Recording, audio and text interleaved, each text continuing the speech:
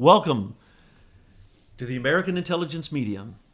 I am Douglas Gabriel, and I'm continuing our conversations with Michael McKibben. Thanks for being here, Michael. Thanks for having me.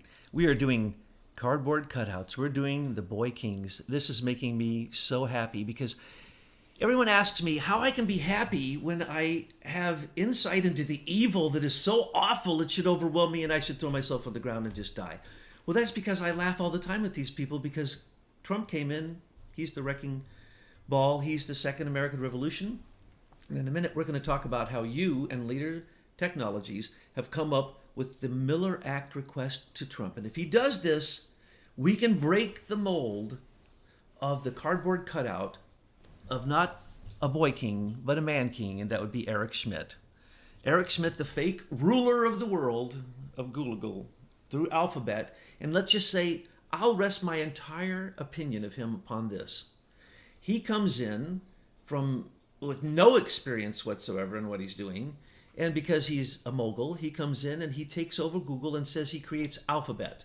I have a question. Who elected him? He elected himself. Okay. He came in, took over. Why? Because Sergey Brin and Larry Page were asked too many questions. And because they don't work there anymore, and they don't know Jack, and they didn't know Jack to begin with, they're nothing more than these boy kings. They're cardboard cutouts. When they started asking them or Dude Zuckerberg or Thiel or anybody else any questions, they found out they were shallow and they couldn't answer questions. But by God, they had on their tennis shoes and they were going running, and they were running for president. They all want to be president, including Comey. Comey wants to be president. I'm not going to vote for Comey. But you have, through your Miller request to him, to be a way to basically off all of them to begin with. But I want to make fun of Eric Schmidt. Now, I'm making fun with reality because this is your life, folks. Every time you use Google, you create a box for Eric Schmidt to put you in. He used that box during the election to manipulate anyone who would listen or look to vote for Hillary Clinton. This is all a fact. We've given all the details. You can go and read all of this. So Eric Schmidt comes in and he creates Google, the Alphabet, the mother company of Google. And how does he create them? Go back to his original statements that he made even before he became the mastermind of the universe, who I call the golden child. Used to call Cisco the golden child of DARPA. I now call Google the golden child of DARPA, but more so than that, the Google child of NSA and of Highlands Forum and of In-Q-Tel, because it's now cyber warfare. And who's doing better cyber warfare than Eric Schmidt? So he's also figuring out a way to live forever. That's where he spends most of his money, taking embryos out on a boat and experimenting with them so that he could create ways. And this is known in the news. This is why they had the Google ship in San Francisco that have to go offshore to do the experiments. Now they're legal here because Obama allows them. So now they can create human cloning. Whoa. I haven't heard this. Oh, this is what he's doing with all of his extra time. This is what all the rich people do. What did Sean Parker say the other day? I'm going to live to 160, and then you'll see, because the interest off the money I'll have will show you what wealth really is. Wow. I'm going to live to be 160, he predicted, and all the rest say they're living infinitely. So who made the promises to these boy kings? Themselves and the devil. They signed in blood with the devil for this stuff. They had a lot to do with blood. You're just speaking metaphorically. No, I'm speaking of blood. But anyway, let's go on. Eric Schmidt, we don't want to get too far into this. We'll scare people. But Eric Schmidt also, he owns Google, which owns 26 companies. One of them I just raved about a minute ago, and that was a company that has built the Atlas robot that is going to be the warrior robot that's going to go take over the rest of the world, and is being ran by the previous head of DARPA. Okay? We can't make this stuff up. Good old Magnavox has now become... In Chicago? It's all over. These are being made as we speak, and there's 2 or 3 of these different operation cities where these robots walk around with weapons, and soldiers have to go there to train with these robot warriors that are already deployed here in America and other places. They can hammer through a wall with their fist.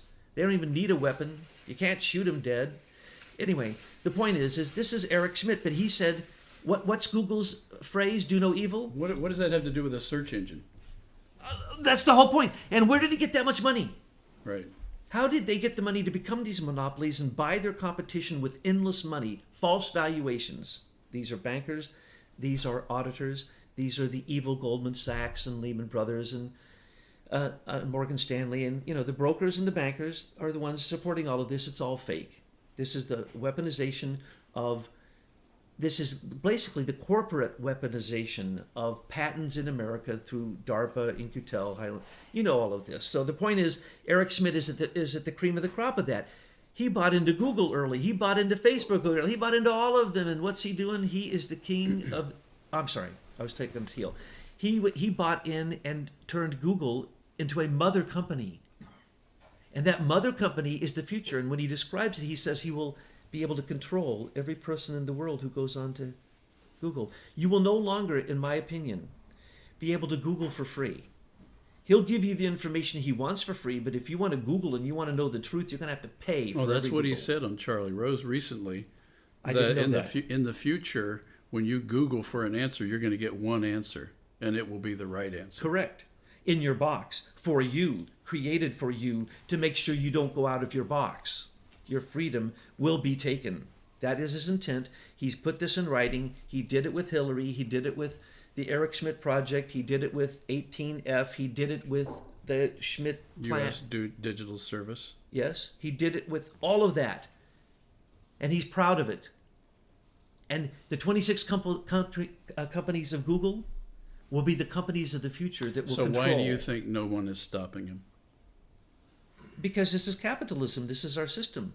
One survives. That's how monopoly can exist. AT&T was a monopoly. Standard Oil. We have laws against monopolies. Yeah, we do when we want. Obama dropped all those. We have almost nothing but monopolies in those areas. Right. We say Google. We don't say internet search. We say Facebook. We don't say social network. You ever heard of a search engine called Ask Jeeves? Yes, I used to use that. Okay, well, like it that. still exists. And no one uses it. Guess who is a director of the company that owns Ask Jeeves? Jeeves? No. Chelsea Clinton.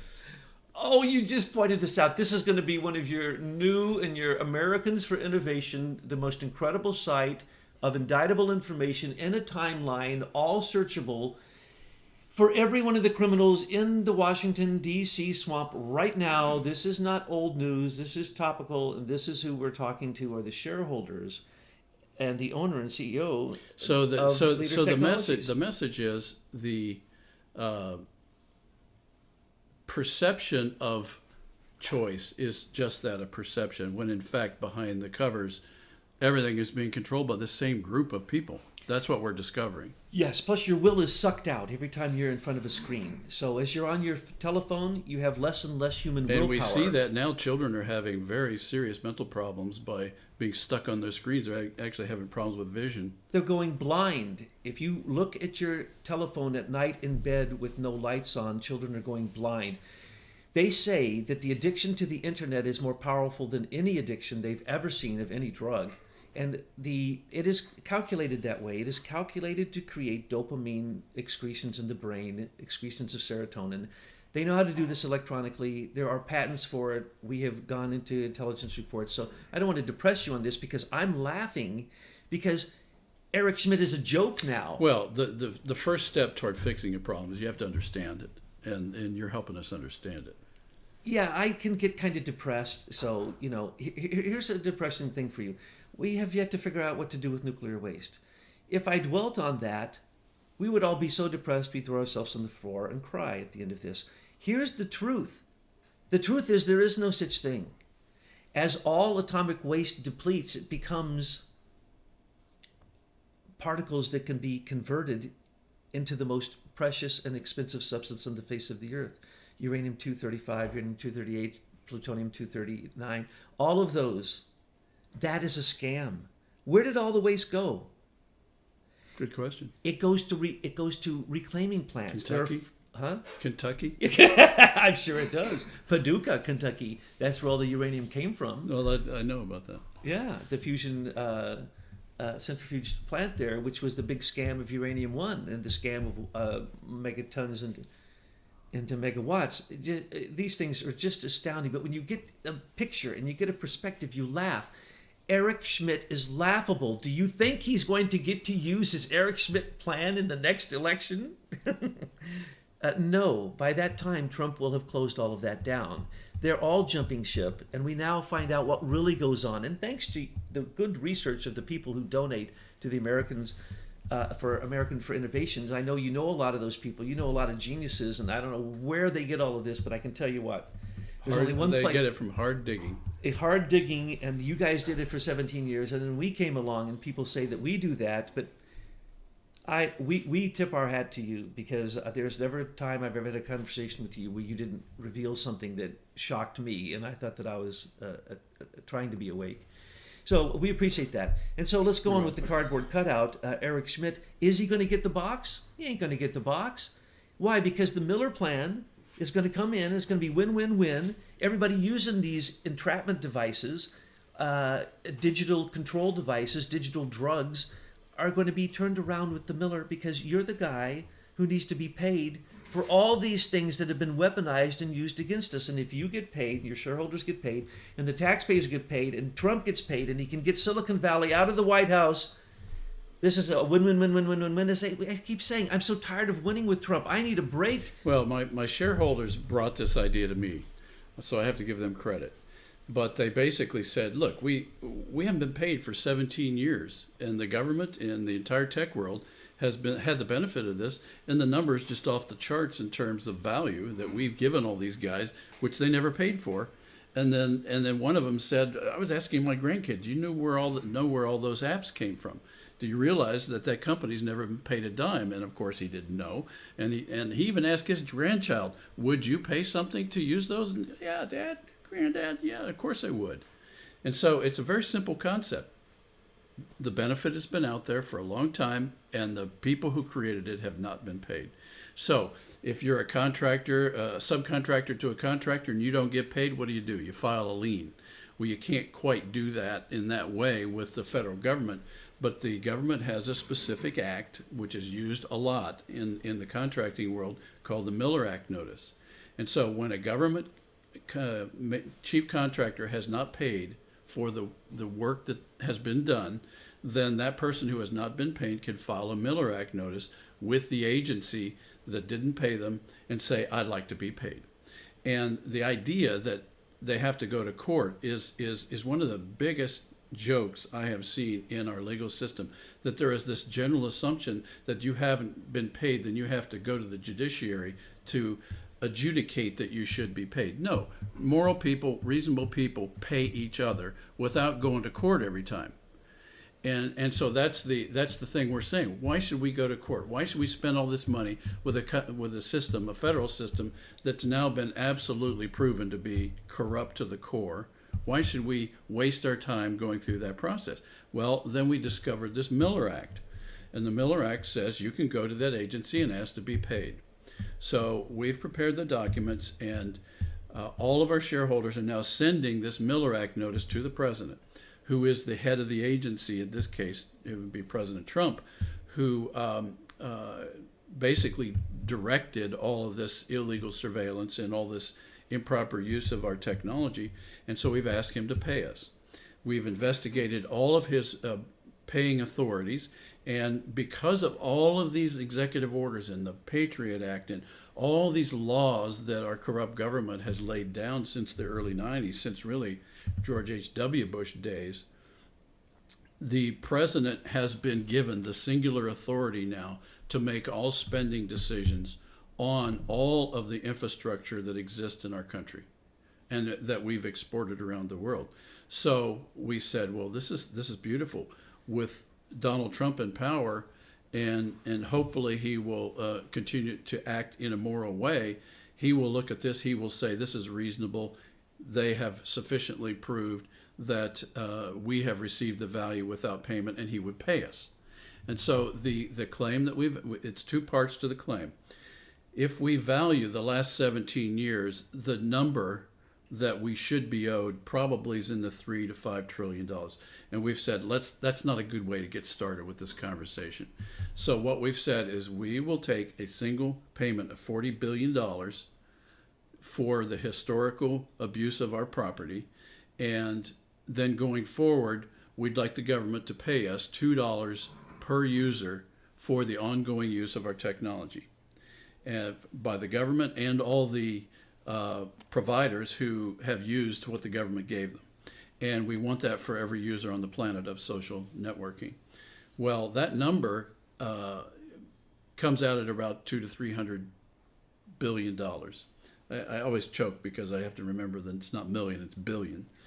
And then we've suggested, well, and also there's never been a surcharge on anything related to all this free stuff everybody gets. And so the government is then free to charge $2, $3, $4, $5 a user per month for the ongoing privilege of having the benefit of all of these apps that everybody uses.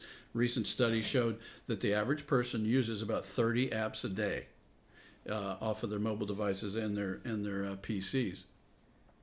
So if we value what the government could take in new revenue, it's somewhere between $200 and $600 billion a year. That would build the wall. That would subsidize health care for the needy. That would do a lot of great things without any increase in income taxes. And so it's a win-win. And the companies, the tech companies who used our stolen technology wouldn't even pay a dime either, because they would just go to their bonding companies and get their bonding companies to pay us for the theft. So nobody loses. You're talking about 40 billion is all they need? 40 billion to 40 billion. That's an FTC SEC standard charge to the banks for gold fixing, silver fixing, LIBOR rate fixing. How many times has HSBC had to pay billions and billions? I'm sure that they have paid hundreds of billions in fines. Yeah. So the question is then, what are we going to do with the cash? Because that's a lot of money, and none of us can take it with us. And that's your FAM, right? That's our proposal. Let me just point one thing out. As you just spoke, it just hit me. He has the power when there's a cyber attack. This was a cyber attack. Yes. This was in fact a cyber attack. He has the power to simply say, make a judgment about the attack and then take action, and he can spend as much money as he wants to take that action. That would be another authority he has, yes. Which just... Without that, we found plenty of authorities he has. He has the complete authority to simply write you a check to get the NSA, FBI, CIA out of social networking, reclaim it for what it was supposed to be done appropriately, which was freedom of information, and really have a win-win-win for everybody. So what we've seen in our experience, that in our observation of what's wrong with our country, one of the things we've lost is a free press, because the founders determined that a free press was a way to hold the powerful accountable when the mechanisms of power among the three branches broke down. And we obviously have that, but unfortunately the banking interests have taken over our free press, and therefore there is no accountability structure left in our republic. We see that is probably the primary need right now in terms of the macro view of righting this listing ship, is to get a free press back. And now we're starting to see it in the alternative media. So we would like to see that expanded. So I can say what I'm willing to do with my part of this payoff is contribute that to the establishment of a new free press, a real free press, where you have 10, 20, 30 outlets that are out there competing to make sure that the powerful are held accountable. Because we're still going to have bad people. We're still going to get people that get entrenched and take advantage of people. That's never going to not be the case. But the whole point was the free press was supposed to be there to highlight these people and bring them to the awareness of the citizens of the republic, and then we could find justice and fix the wrongs. But when you have none of that, then as we have now, the voices of accountability have died.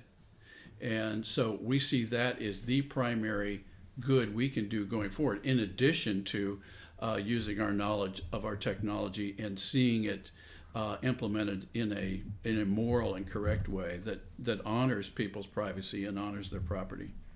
That is the most beautiful, ultimate turnaround that can give hope to people, to show that what social networking has taken from us as our freedom can then be reinstated by a free media. Well, they won't lose their social. It's just going to be configured in a way that respects them. Exactly. So I think that what you've outlined here is absolutely amazing, and your Win-Win Miller Act proposal is more wins than I can even count. It sounds like something that Trump would really want to do. Thank you so much, Michael. You're welcome.